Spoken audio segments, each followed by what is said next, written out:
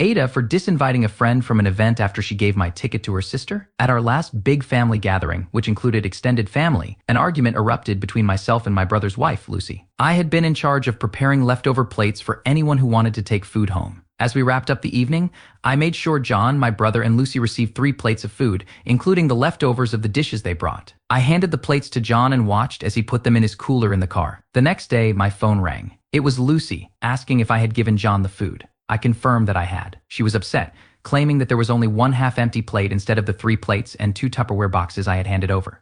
Puzzled, I suggested she ask John, as he was the one who took the food off the counter. Later, John told Lucy that I had refused to give them the extra food and had kept it for myself. Lucy was livid. She spread the story throughout our family, accusing me of stealing their food. I maintained my innocence, knowing this wasn't what happened. If that had been the extent of it, I could have brushed it off.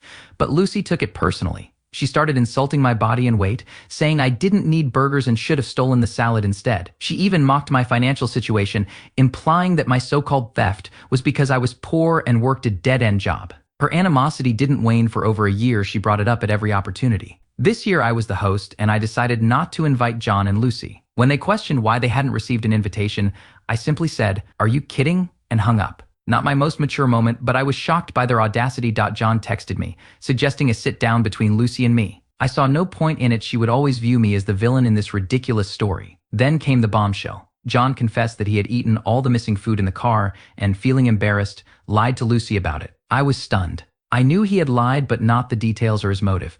I told him he was a huge asshole and needed to come clean to Lucy. Apparently he did, because Lucy called me, apologizing profusely. She explained that she had no reason to doubt John and had already felt like an outsider, which is why she lashed out. I accepted her apology but made it clear I didn't forgive her. The things she said over 2 missing plates of food were beyond hurtful. I told them they still weren't invited to the gathering and suggested they host their own, which I obviously wouldn't attend. This made John furious. They were on speaker together and the tension was palpable. A few hours later, I received texts from our mom, urging me to get over it and invite John and Lucy. I stood my ground and declared that if they showed up, they wouldn't be let into my home. The entire situation caused a rift in the family. Half supported me, saying Lucy's comments were uncalled for, while the other half believed I should include my brother. Lucy and John remained furious. Was I the asshole?